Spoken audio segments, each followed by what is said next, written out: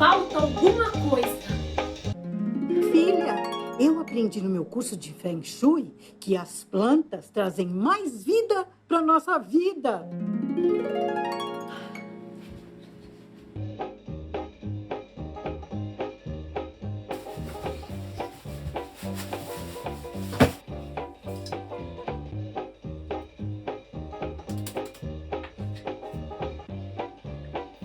Gostei de ver. Você falou comigo? Nosso primeiro plantio a gente nunca esquece. Não, eu devo estar ficando doida. Peraí. Um pouquinho mais de água cairia bem. Ah, sim, claro. Claro, peraí. E se me permite uma dica, algo para fertilizar o solo também. Tá bom, eu já vou providenciar. Ô, dona Semente, a senhora tá realmente falando comigo? Dona Semente? Bem que me disseram que você era uma garota engraçada. Eu não sou essa semente aí, não. Eu vim falar com você porque uma amiga minha... Peraí! Só um minutinho, eu já vou te ajudar. Peraí que eu já vou te procurar. Me fala seu nome? Wangari Maathai.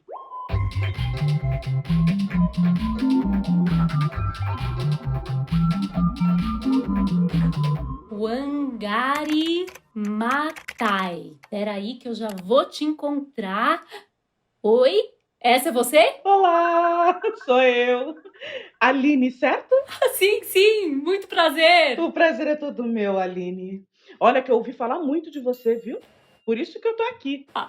Aliás, ficaram ótimas as mudanças aí, hein? Ai, eu tava querendo dar uma levantada no astral aqui, mas eu acho que ainda falta, assim, um toque de vida, você não acha? Aquele brotinho ali, quando nascer, você vai ver só que alegria que isso dá. Eu costumo dizer que se você não plantou uma árvore, você não fez nada para essa terra. E quem planta uma, planta milhares, hein? Ai, eu não vejo a hora. Vamos ao que interessa? Pelo que eu imagino, você trabalhou a sua vida inteira e ninguém te reconheceu? Aposto que o seu perfil no sabetudo.com é um absurdo, uma mentira, uma injustiça histórica. Isso te deixa louca, não é? Mas chegou a hora de corrigir esse erro. Acertei? Quase isso. Mas, pelo que eu pude perceber, você é uma menina muito inteligente que bota a mão na massa. E pelo que eu tô vendo na Terra também, né? Bom, então, mão na massa. Deixa eu ver tudo que tem aqui sobre você nesse mundo virtual. Nossa! Quer dizer que... E você ainda... Peraí! Você plantou 47 milhões de árvores, escreveu 4 livros, ganhou dezenas de prêmios e foi a primeira mulher africana a receber o Nobel da Paz. É isso? É isso mesmo. E é verdade também que depois de muita dificuldade, eu fui reconhecida ainda em vida pelo meu trabalho. Eu morri aos 71 anos de idade, satisfeita demais com a minha trajetória aqui na Terra. Mas, modéstia à parte, eu ainda acho que a minha história deve ser contada. Porque as histórias são como sementes, Aline. Elas servem de exemplo para inspirar outras mulheres. Eu quero saber tudo sobre a sua história. E eu vou prestar bastante atenção para não passar nada de errado para frente. Eu vou cuidar bem dessa sementinha. Aliás, acho que chegou a hora do nosso quiz! Wangari Maathai, professora, ativista política, ecologista. Vamos começar pelo começo? Aqui diz que você nasceu no Quênia em 1940, certo? Isso mesmo. E me fala um pouco de quando você era criança. Eu adoro ouvir as histórias de infância. Bem, eu morava com a minha família na região do Nyeri, ao redor do Monte Quênia. Eu ajudava muito em casa, porque minha mãe não podia fazer tudo sozinha. Mas apesar das responsabilidades, eu sempre dava um jeitinho. Pelo menos algumas horas para brincar com meu irmão, nadar nos riachos, comer a fruta do alto das árvores e correr até cansar. Que delícia! Devia ser lindo esse lugar, com árvores, riachos e gramados para correr. Minha terra era o lugar mais lindo que já existiu. Como assim era? Infelizmente, o descuido e a exploração daquelas matas também fazem parte da minha história, né? Mas isso foi mais pra frente, quando eu já era adulta e muito decidida. Mas você deve ter sido assim, decidida desde pequena, né? Eu precisei ser bastante firme desde pequena. Em primeiro lugar, para não desistir do meu sonho de estudar. Como assim desistir? Porque eu adorava estudar. Mas onde eu vivia, as garotas como eu não podiam estudar. Elas eram sempre responsáveis pelos cuidados com a casa. Então eu tive que enfrentar muito os olhares de desconfiança, né? Das pessoas que pensavam, como é que uma garota pode querer estudar? E isso nunca abalou sua confiança? Sabe que por algum motivo eu nunca duvidei que daria certo? Muitas pessoas não acreditavam em mim. E eu não as culpo. Imagina, não havia outras mulheres que tivessem estudado antes. Então parecia impossível mesmo. Mas no meu coração, lá no fundo, eu sentia que esse era o meu caminho. Nossa, arrepiei. Mas então você deve ter sido um baita exemplo para outras mulheres da sua região. Espero que sim, né? Mas é por isso que eu tô aqui. Eu preciso que você me ajude a espalhar minha história por aí, para que outras meninas que tenham essa mesma cor de pele que a minha, esse mesmo penteado que o meu, saibam que é possível elas fazerem grandes realizações como as que eu fiz. Pode contar comigo. Mas, Wangari, eu fiquei curiosa agora. Então, como foi que você conseguiu estudar? A minha mãe, foi ela que me incentivou. Ela permitiu que eu fosse no internato somente para garotas. Lá eu aprendi a ler, a escrever. Mas depois que eu me formei, eu precisei ser firme novamente. Por quê? Porque as meninas que estudavam se tornavam professoras ou enfermeiras, que são profissões lindas. Mas não era o que eu queria ser. E o que você queria? Queria estudar os animais. Eu sempre fui apaixonada pelos animais. Eu também! Eu amo os animais! Adoro todos olha. eles! Cavalo, cachorro, gato, galinha, sapo, rato, minhoca, borboleta, tuiuiu. Papagaio, leão, 3 pratos de trigo para 3 tigres tristes, pacatatu, cutianão, tal tatuta, tem um trimitraco, troca um treco por tamanho, contra a quina da jiboia, e a jiboia que não boia sempre zóia, tal tatu com seu balaio, toca a paca de soslaio. Olha bem que me falaram que você era bem peculiar, viu? Mas gostando tanto assim de animais, você nunca pensou em estudar biologia? Eu já pensei sim, mas é que eu tenho tantos interesses. A gente sempre tem muitos interesses, não é? O mundo é tão interessante, mas eu sabia exatamente o que eu queria. Biologia, o estudo da vida. Exatamente. Foi quando eu me candidatei com mais 300 africanos para me graduar nos Estados Unidos. E como que foi viajar para tão longe de casa? Foi como viajar para outro planeta, né? Os carros, os prédios enormes, a fumaça. Foi pela primeira vez que eu ouvi as pessoas falando sobre a qualidade do ar. É mesmo, até que hoje em dia se fala bastante sobre isso, principalmente na cidade, infelizmente. Sim, mas tem que falar sobre isso. Nós precisamos honrar o ar que a gente respira, a água que a gente bebe, o chão que a gente pisa. E isso eu não aprendi na universidade, não. Foi então na Alemanha onde você fez seu mestrado? Não. Foi na Universidade de Nairobi, onde você foi professora e se tornou a primeira mulher da África Oriental a ter um doutorado? Também não. Será que tá faltando aqui algum lugar onde você estudou? Aline, nem tudo a gente aprende na escola, hein? Eu sou muito grata a todos os lugares onde eu estudei, mas foi com a minha mãe que eu aprendi uma das coisas mais importantes da minha vida, Ah, é? que me ajudou na minha maior realização. E o que foi? Desde pequena, ela me ensinou que as árvores são sagradas. Sagradas? Quando eu ia buscar água no riacho para minha mãe, eu ficava brincando com as minhas mãos naquela aguinha transparente, tentando pegar os girinos, que sempre escapavam, porque eles eram muito lisos. E aí eu olhava aquele rio e pensava, nossa, aqui é a casa de tantos outros bichos. 50 anos depois, o rio secou e as mulheres tiveram que percorrer longas distâncias a pé em busca de água. Nem sempre limpas. Mas por que os rios secaram? Os rios morriam porque as árvores que seguravam a erosão do solo estavam desaparecendo por causa da exploração da indústria madeireira. Mas lembrando da minha infância, eu olhava aquelas crianças que nunca imaginariam que elas perderam. Eu não podia aceitar isso. E o meu desafio era restaurar a casa dos girinos e devolver para aquelas crianças um mundo de maravilhas que eu vivi. Mas eu tinha que achar um jeito de fazer isso. E sabe qual foi? Qual? Plantando árvores. Mas as árvores conseguem resolver tudo isso? As árvores que possuem raízes longas e profundas, elas sustentam as partículas de terra em blocos, impedindo que a chuva e o vento dispersem a terra. Olha, As árvores também alcançam com suas raízes os rios subterrâneos que alimentam a vida. Elas bebem e cuidam desses lençóis de água que desaparecem quando as árvores desaparecem. Puxa, Mas com as árvores de volta, os animais que foram expulsos de lá por falta de abrigo e alimento, eles podem voltar. Aí eles vão atrair mais bichos, que vão atrair mais bichos e assim por diante.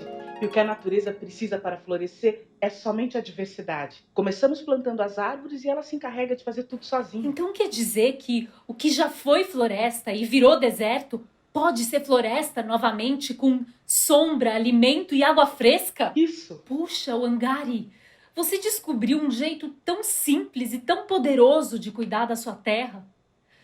Mas ouvindo a sua história eu lembrei de uma coisa meio triste aqui, viu? O quê?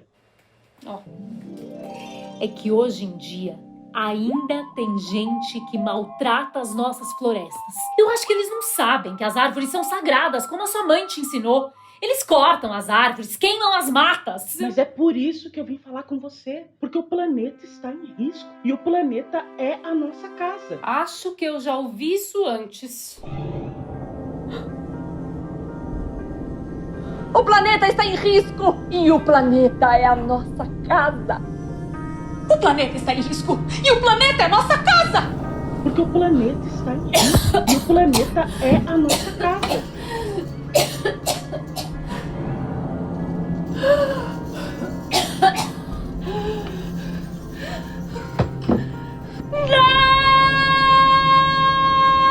O que houve? Você não está passando bem? Wangari, é que o planeta está em risco e o planeta é a nossa casa. Mas eu não posso fazer nada. Eu sou apenas uma garota latino-americana sem dinheiro no banco, sem parentes importantes, que se interessa por ciência, música, literatura, mas que tá trancada dentro de casa. Eu não posso fazer nada para ajudar, eu sou uma só. E o que a gente precisa é de muita gente, plantando árvores, cuidando das matas, dos rios, das pessoas. Calma, Aline. Respira. Isso, calma. Sabe o que é?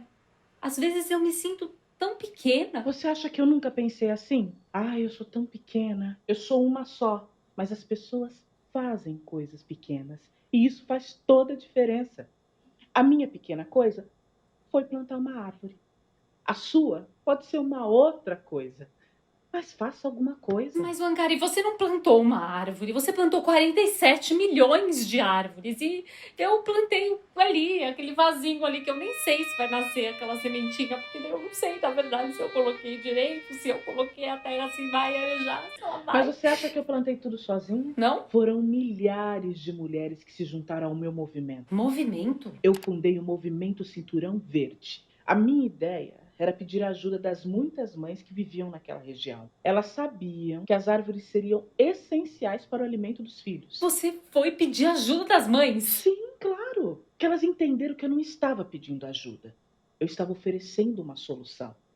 E uma mãe sabe a importância de um prato de comida. Então vocês juntas que plantaram as 47 milhões de árvores? Sim. Bem que dizem, né? Se uma mãe estivesse cuidando da vacinação, já estava todo mundo imunizado. As mães são porreta mesmo, hein? E elas trouxeram mais gente. Depois os homens se juntaram também. E aí eu consegui fundos para pagar por cada árvore plantada, fazendo a economia da região crescer. Assim, no mundo inteiro, as pessoas perceberam a importância desse gesto tão simples. Plantar árvores se tornou uma febre mundial. Febre? Mas as pessoas ficaram doentes? Não, é que todo mundo começou a plantar árvores. Ah, claro, que máximo! Mas sabe que eu pude aprender uma coisa muito importante com isso? É sobre o trabalho em equipe. Que quando você faz tudo sozinho, você corre o risco de que quando você não estiver lá, ninguém faça o que você fazia. Fica a dica, hein?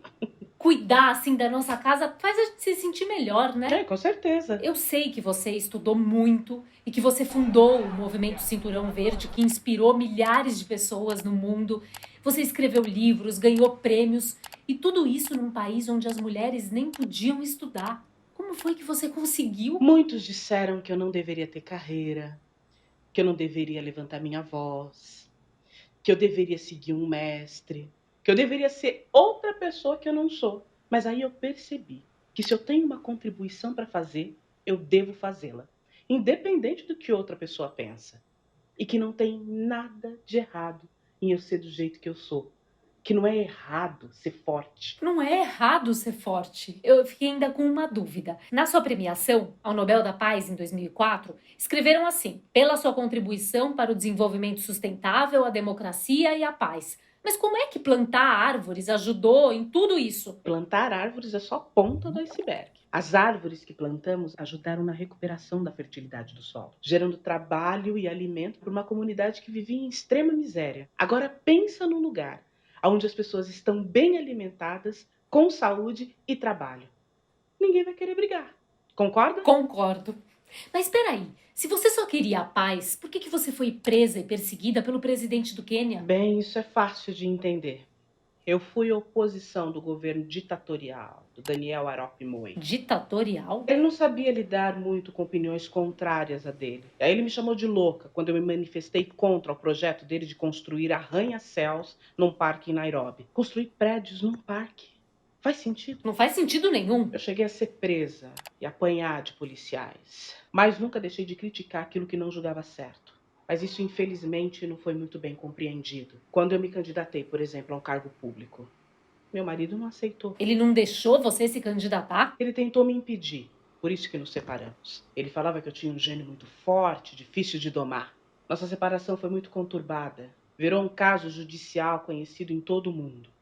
Eu fiquei sem os meus filhos e sem casa. Mas depois desse período triste, tudo isso foi superado. Como foi que você encontrou forças para superar tudo isso sozinha? Eu tenho algo dentro de mim que me diz que se há um problema, é preciso resolvê-lo. Acho que é isso que eu chamaria de Deus em mim. Todos nós temos um Deus dentro de nós. E esse Deus é o Espírito que une tudo na vida a todas as coisas que existem na Terra. Deve ser essa voz que fala para eu fazer algo. E eu tenho certeza absoluta que essa mesma voz fala com todas as pessoas nesse planeta. Pelo menos as que estão preocupadas com o destino do mundo. Que lindo isso, Wangari! Você e a sua história dão mesmo um livro, um filme, uma música! Aliás, Wangari, eu sou apaixonada por música e eu pensei em propor uma coisa diferente aqui com você. O quê? Será que você poderia cantar uma canção pra gente? Mas eu não sou cantora. Não importa! O importante aqui é se soltar, porque a gente quer ouvir a sua voz. Ah, mas eu só sei uma cantiga que eu cantava para as minhas filhas e para o meu filho dormirem. Que a minha mãe me ensinou quando eu era pequena. Isso! Perfeito! Então tá.